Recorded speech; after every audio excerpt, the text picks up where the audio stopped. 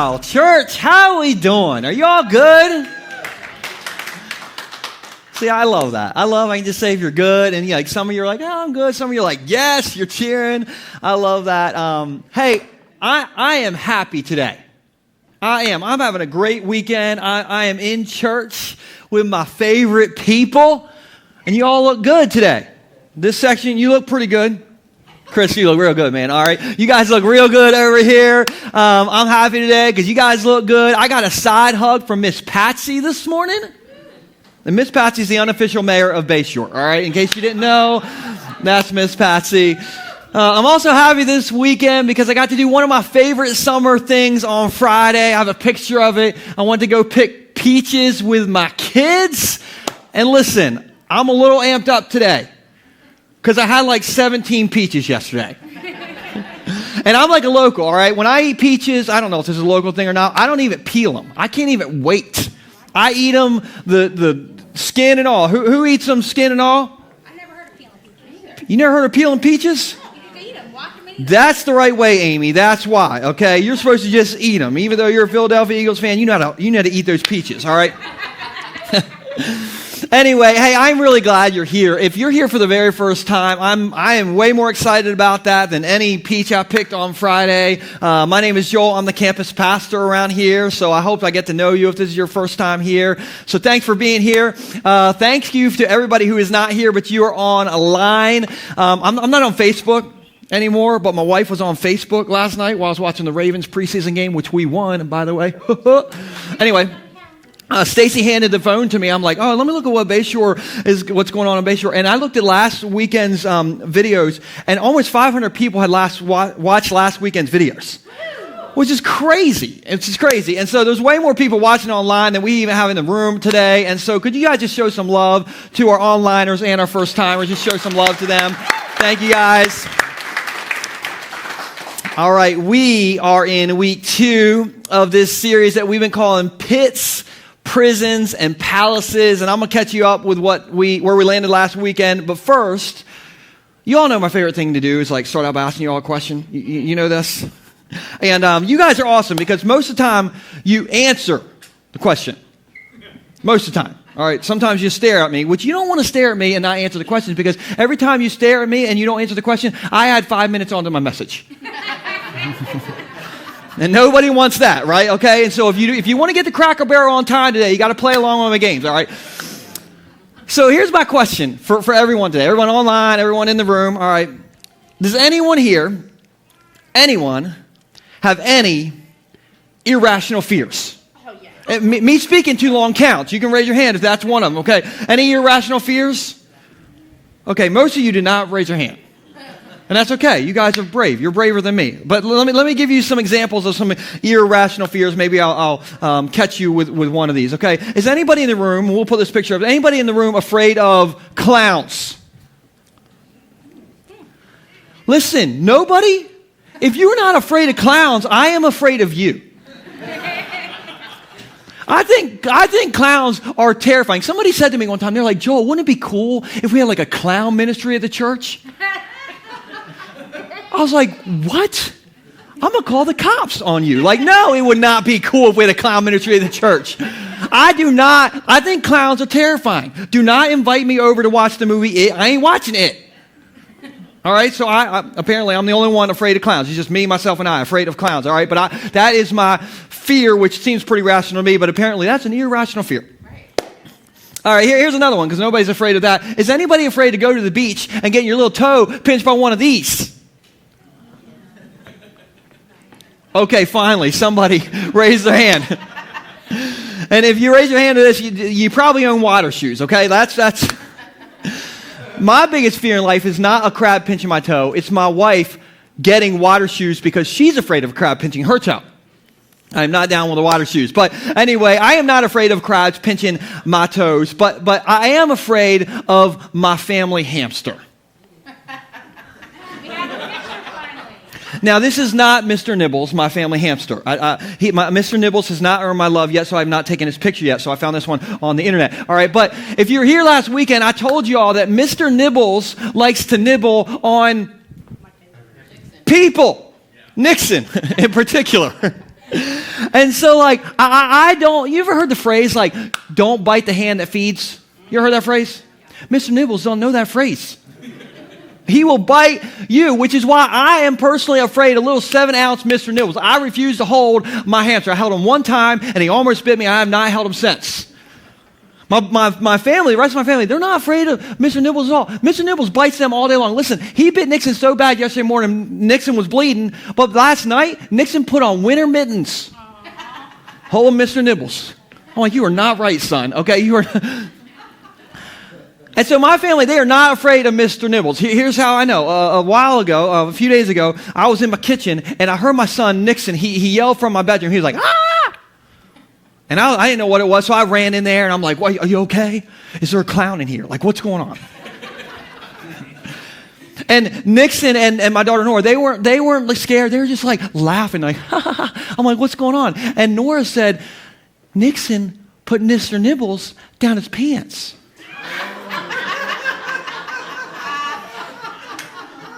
I was like, do what now? And she said, Mr. Nibbles is in Nixon's pants. I looked down. Nixon's wearing sweatpants. And you know they have a little cuff at the bottom? Mr. Nibbles is running around the bottom cuff like this.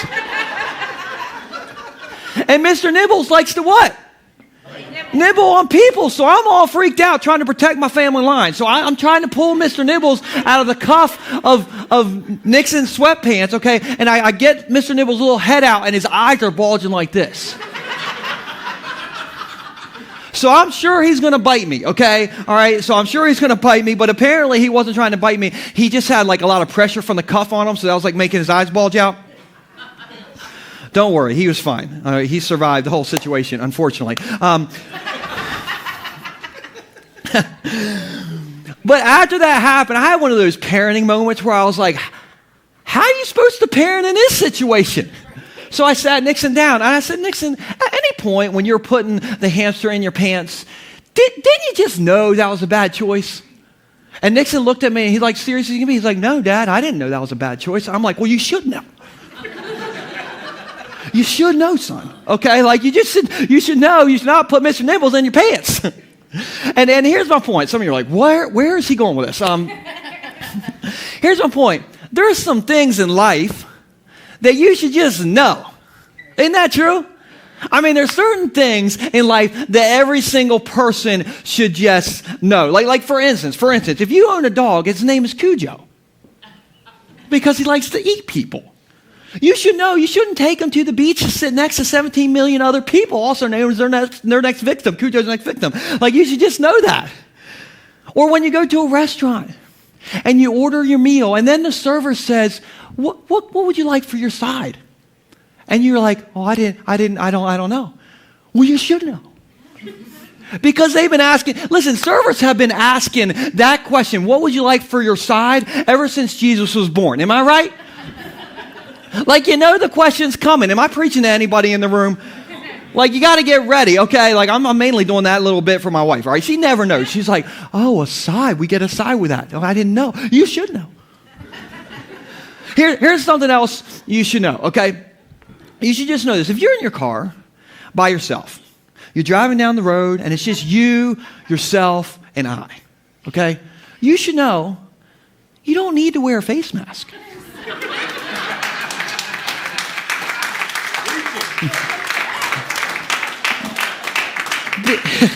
Because it's just you in the car.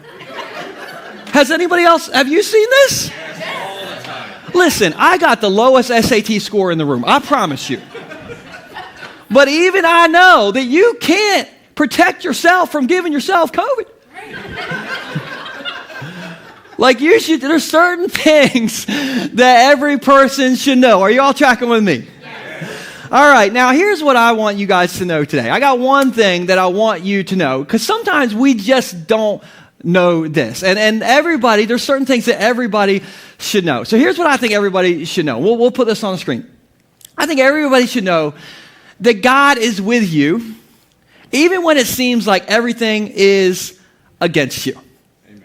I think you should know. God is with you, Bing. God is with you, Bonnie. God is with you, Corey. God is with you, even when it seems like everything is against you. Now, that's important because what would you do if you knew that God was with you no matter what your circumstances were?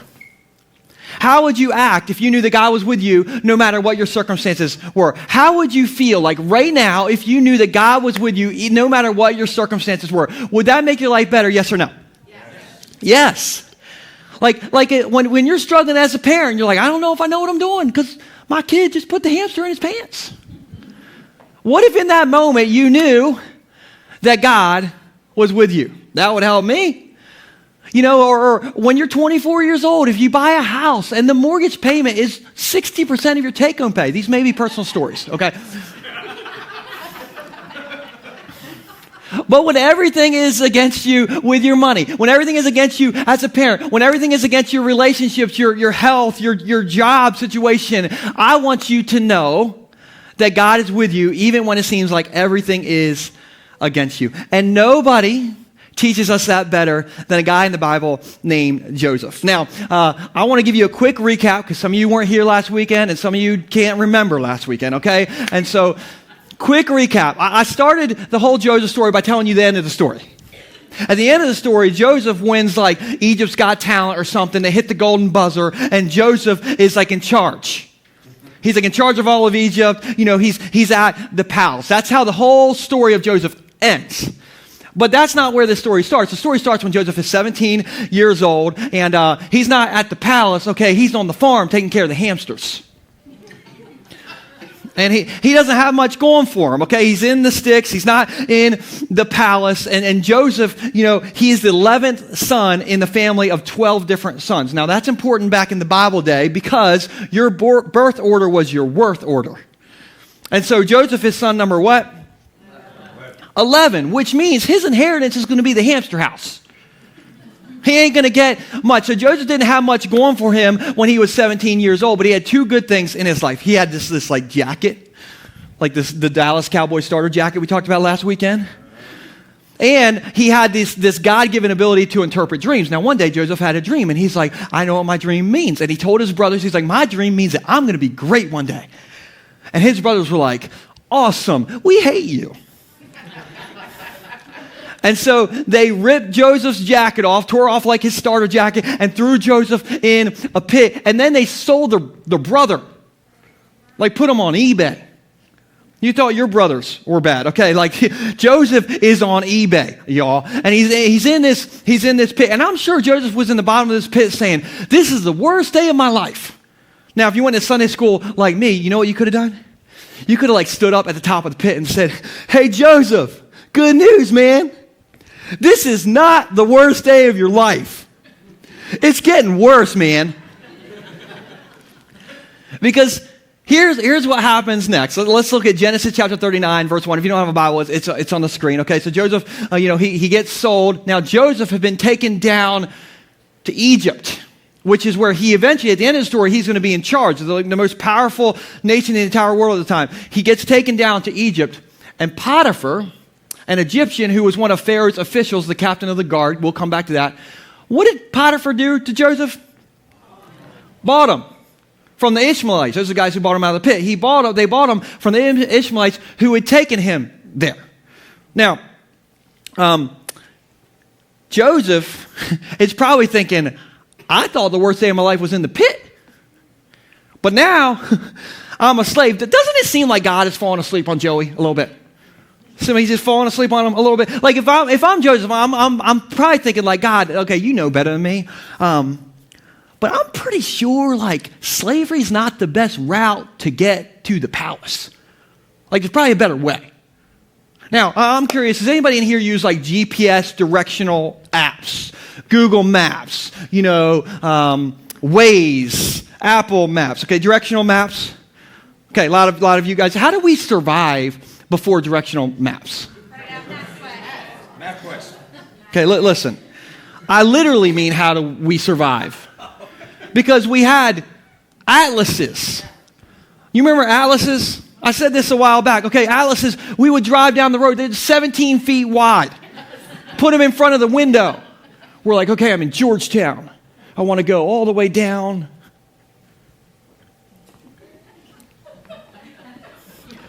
to Rehoboth Beach, okay?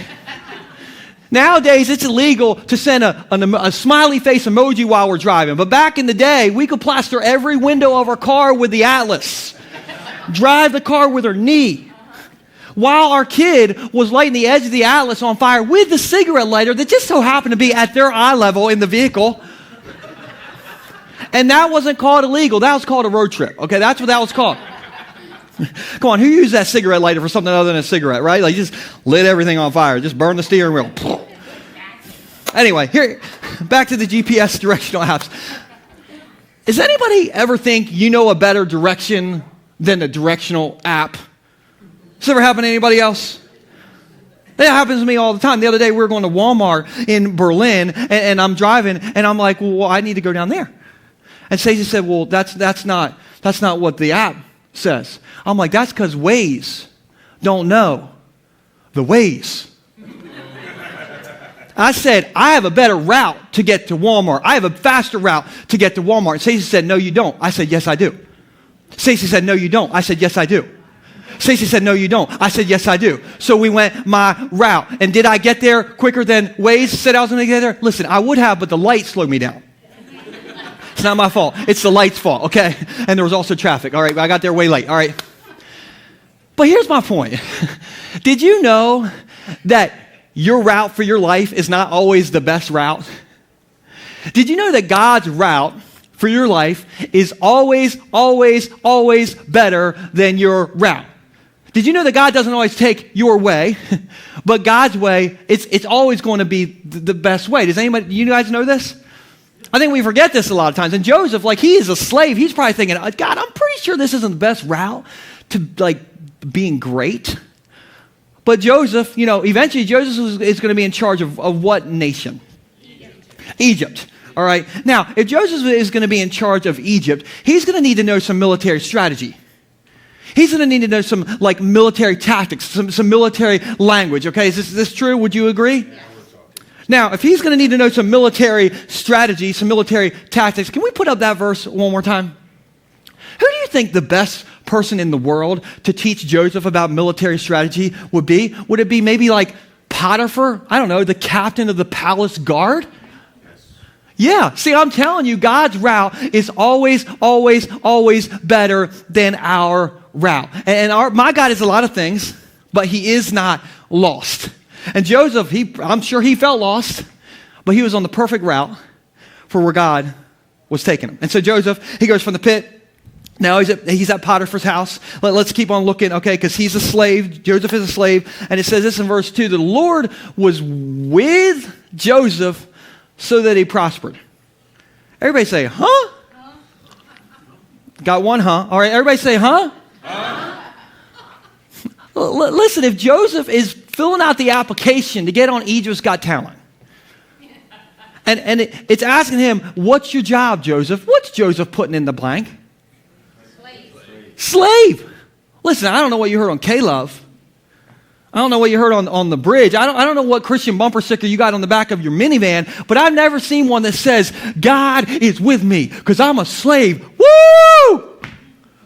Yeah, you ever seen that? Like, I'm pretty sure if you look up dictionary.com's definition of prospered, it would not say slave. So if God is with Joseph, why is he a slave? But is it possible that sometimes we can't always see God's plans for our life? Yes. Especially when things are dark. Is it possible that sometimes we can't see God's plans for our life when it's dark? Yeah. Now, I'll tell you this. I've never had a bad pizza in my life. I've never had listen, I know we live in the town of Rehoboth Beach. Everything's about pizza wars, okay? There's like, I'm a grotto person. I'm a Nicola person. I'm a Mr. P's person. Listen, I am all the pizza person. That's me. I love all the pizza, all right? It doesn't matter if it's Grottos, Nicolas, Mr. P's, Pat's, Domino's, DiGiorno's, okay, Red Baron, Tombstone, Pizza Planet from Toy Store. Listen, I like all the pizzas. Never had a bad pizza. I love pizza, but I have had my favorite pizza. And my favorite pizza is a place that none of you in this room have ever been to. All right, the best pizza I've ever got in my life, none of you have ever had it, because 10 years ago, I was in Nicaragua on a surf trip. And when we were down there, somebody said to us, they were like, hey, you need to go to this like bougie pizza place down this dirt road. It's fancy. It's nice. It's bougie. Now, I've been to Nicaragua a lot of times. Nicaragua is known for a lot of things, okay? It's known for, dirt roads, scorpions, random guys walking around with machetes, more scorpions in your bed. Ask my brother. Okay, anyway, it's known for a lot of things, but it is not known for bougie pizza. And so I did not believe there was some bougie, nice pizza place. So I'm like asking Google Maps. I'm like, pizza places nearby. And it's like, stop it, you're in Nicaragua. But one night we were bored, and I was like, you know what we should do? We should walk down some random dirt roads, all by ourselves, in the dark, and look for pizza places. Like, what's the worst that could happen? Guys with machetes. Okay, that's the worst that could happen. Okay, but anyway, we start walking, through like the sticks looking for this pizza place. And this group of people that I was with was my brother, my friend Paul. We thought, there's no way there's some bougie pizza place out there. There's no way. Like, we couldn't see it. It was dark. There was no way. And all of a sudden, we saw a little flicker of a light at this house. And then I heard jazz music. I'm like, huh. And then I smelled what? Pizza. Bougie pizza. And we sat down at this pizza place. I'm telling you, it was the best pizza I have ever had in my life. Hands down, the best pizza I've ever had in my life. But none of us saw it, so we didn't believe that it was there. And sometimes, we can not see things in our life, and so we don't believe that it's there. Have you ever been in a dark place in your life and you thought, well, I'm pretty sure God's not here. He's probably somewhere else. Okay, he's definitely not here. But God is with us even when we don't see it, because it says that God was with Joseph in his dark place. And so maybe, just maybe, God is with you in your dark place. And so Joseph, he's a slave to Potiphar. He's in this dark place. And it says this in the next verse, in verse 3. It says that when his master, Potiphar, when Potiphar saw that the Lord was with him, Joseph, and that the Lord gave him success in everything he did, Joseph found favor in his eyes and became Potiphar's attendant, which again is good because he's going to learn all this military strategy from this guy named Potiphar. And so Potiphar put him, Joseph, in charge of his household. And he entrusted to his care everything he owned. Now, skip down a couple verses. Now, Joseph was well built and handsome. Now, the ladies are like, I'm kind of into this story again. Hey, have you ever seen a news headline before? And it's like, you're online, you see the news headline, and it is so good, you have an out-of-body experience. Like, you have to click it. Like, you just got to see what's going on in that article. Anybody? Yeah, sometimes, I see headlines, I'm like, I have got to click it. And I remember years ago, I saw this headline from the Cape Gazette online, and it said, Lewis man wrestles shark in Cape Henlopen State Park. And I am clicking that so fast. Now, I'll be honest, when I clicked that link, I thought I was going to see anything except a Lewis man wrestling a shark at Cape Henlopen State Park. I thought there was a better chance of me seeing Miss Bonnie's pet cat riding on the back of a dolphin than seeing a Lewis man wrestle a shark at Cape Henlopen State Park. But I just clicked it because I had to click it. I saw the headline. I was like, I got to click it. And when I clicked it, here's the picture that I saw. Do you guys remember, anybody remember this picture? I looked at this and I thought, how did the Cape Gazette get a picture of me? Just kidding. My biceps are bigger. Right, Butch? Are they bigger? Right, yeah, just say yes in church, okay? But I'm looking at this, I'm like, listen, some of us are scared of a little crab pinching our toe. My man is wrestling a shark. He's carrying a baby shark around like a bazooka. I don't know. I was impressed. So I handed the picture to Stacy. I was like, Stacy, look at this picture. And she's like, wow, that's impressive. I'm like, I know, right? Like the guy's wrestling a shark. And she's like, what shark? I was like, give me my phone back. Right? Give me my phone back. right now. But in this story, Joseph is this guy. He's got big muscles like this guy or like this guy, okay? He's got those pecs that can go like boom, boom, boom, boom, boom, boom, boom. He's like Mr. Pectacular, all right? That's what I'm going to call him. And he's 17 years old, and Potiphar has a wife, and her name is Potiphar. And Potiphar sees Joseph, 17-year-old, good-looking Joseph, and she's like, And so she goes after Joseph. All right, now look what happens next in verse 8. But Joseph, what did Joseph do?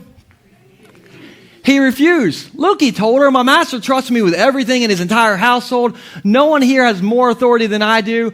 He has held nothing back from me except for you, because you are his wife. How could I do such a wicked thing? He says it would be a great sin against God. And so Joseph turns down Potiphar. Now you might say, well, that's because Joseph was a man of God.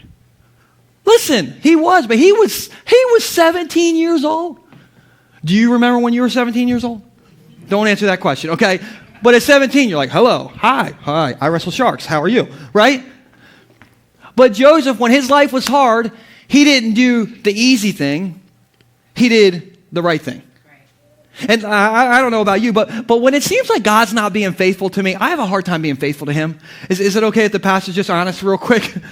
Like when I feel like God's not being faithful to me, it is really hard to be faithful to God.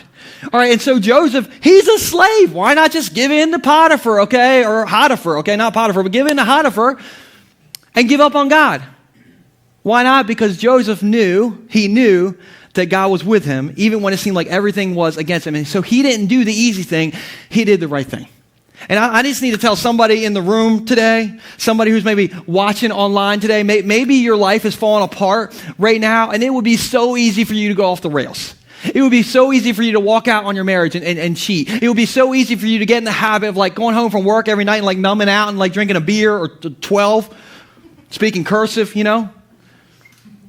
It would be easy to do that. But I want to encourage you, don't do the easy thing. Do the right thing. Because you never get to the right place by doing the wrong thing.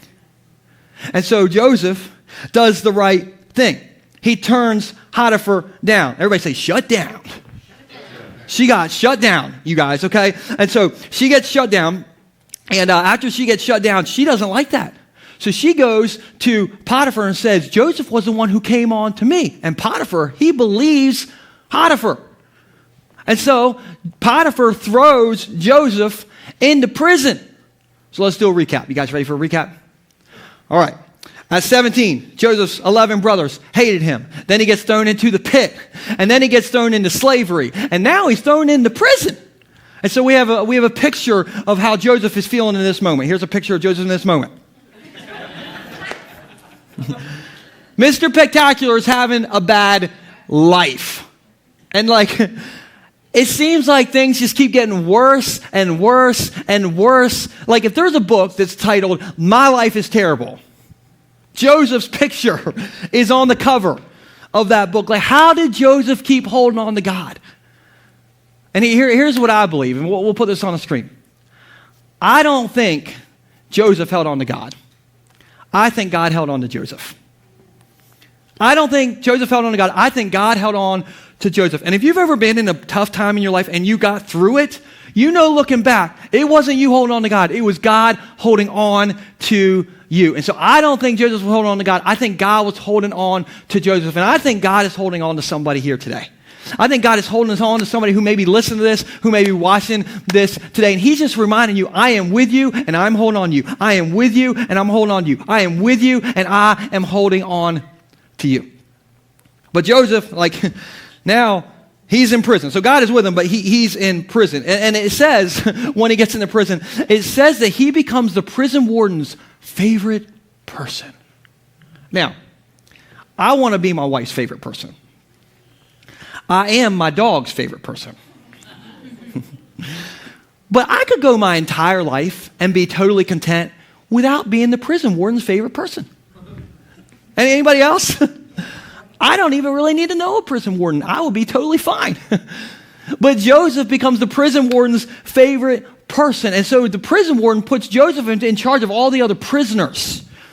And so Joseph is now in charge of all the other prisoners. And one day, these two new prisoners coming in. It's Pharaoh, the guy who's in charge of Egypt. It's Pharaoh's chief baker and chief cupbearer. They offended Pharaoh somehow, and so now they're in prison. The chief baker and the chief cupbearer. Now, we don't know how they got there, but we do know what the chief cupbearer did. The chief cupbearer had a job. His job description was this: before Pharaoh drinks wine, you drink it to make sure it's not poisonous. Now, some of you are like, how do I apply for that job? Like, maybe that's a job for me. Listen, that is not a great gig to be the chief cupbearer. Now, let me explain why it's not a great gig. The other day, my wife Stacy said to me, she was like, hey, honey, we haven't had like seafood all summer. We should go out and get seafood one night. Now, if you don't know me very well, I am cheap. And seafood is what? Expensive. Not cheap. No. Expensive. And so I was like, maybe we can get the old seafood at the old McDonald's. They got the filet-o-fish. I don't know if you've heard. You can make it a meal. You can go crazy at the McDonald's if you want. And she's like, no. I want scallops. I want lobsters. I want shrimp. I'm like, okay, so you're thinking more like Long John Silver's? Is this like a Long John Silver's thing? Google, where's Long John Silver's? Is there one nearby? Like, I'm like just trying to get her kind of off track. And so she does want food, like nice food. And so I was like, okay, I'm going to save some money. And I had this idea. I was like, hey, baby, Stacy, Potiphar. See, someone you called it. Okay, baby. I said, how about we go to the grocery store and we get some nice seafood, and then we come home and we cook the seafood together, and it'll be romantic. And then afterwards, we can pretend like we're 17 and I'm Mr. Particular, okay? Like, we can do that. And Stacy's like, okay, I'm good with that. And I'm like, woo! So there's one problem, though, with all this. I've never bought lobster in my life. I've only cooked scallops one time in my entire life. So I went to YouTube, obviously. Found a channel. I think it was Long John Silver's channel. I'm not sure. And it told me how to cook scallops. So we got all this seafood. And here's what it said to cook scallops. It said, you need to put your skillet on high. You salt and pepper your scallops. You put them in for 1.5 minutes on one side. Flip it 1 minute on the other side. And you're done. Now, I have messed up a lot of recipes. But that sounds about the easiest recipe of like all time. I'm like, I cannot mess this up. So I'll put the skillet on high. I salted it first. You're not supposed to salt and pepper it first because the pepper can burn. Okay, so I put the salt on it. I put it in there for 1.5 minutes.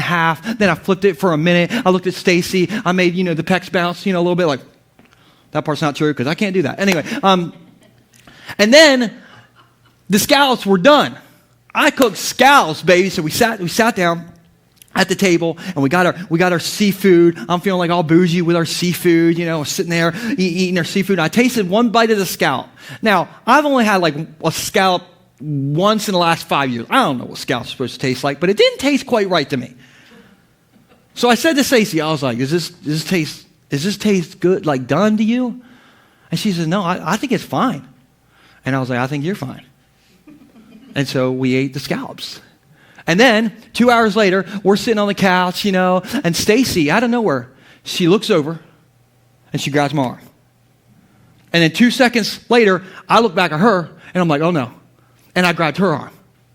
And then we realized we both had food poisoning. Yay. So we jumped up off the couch and we shuffled. All the way to separate bathrooms, you guys. And the next 24 hours were unreal in my house, okay? We were like shuffling all over the place, okay? Come on, if you ever had some food poisoning before, just say shuffle, shuffle. Shuffle. Yeah.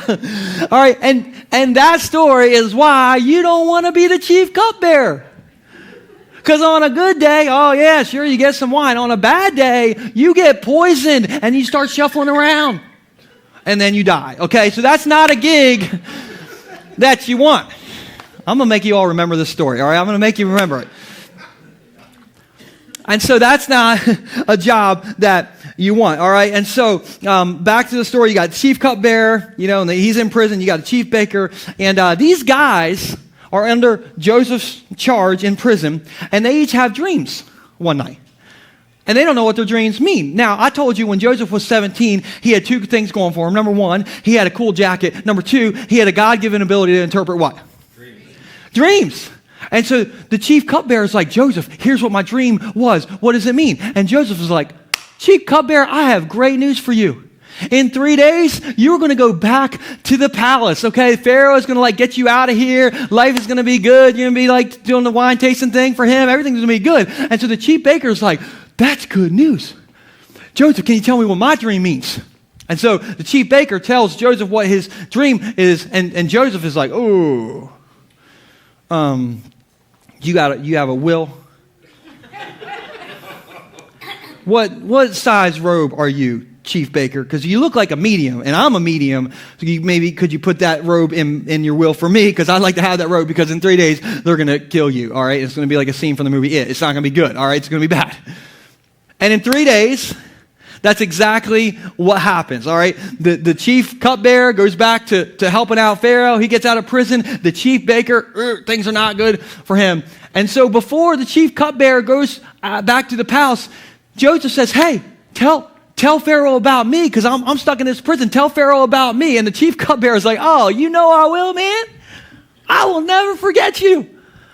And then, I don't know if the chief cupbearer started hitting the bottle right away or what happened, but he forgot about Joseph for 2 years. 2 years. And Joseph is stuck in prison until one day Pharaoh has a dream. And nobody knows what Pharaoh's dream means. And the chief cupbearer comes out of his cloud. He's like, I know a guy. And so they bring Joseph in, and Pharaoh tells Joseph his dream. And then Pharaoh says, can you help me? What does my dream mean? And this is what happens in verse 16. It is beyond my power to do this, Joseph replied, but God. Wait, Joseph, you're still holding on to that guy? After all this? No. God's holding on to me. But God means and sets you, but God can tell you what this means and set you at ease. And so Joseph tells Pharaoh what the dream means, and Pharaoh is so impressed that Pharaoh puts Joseph, who's in prison, he puts Joseph in charge of the entire country. He gets out of prison, and Joseph is now 30 years old.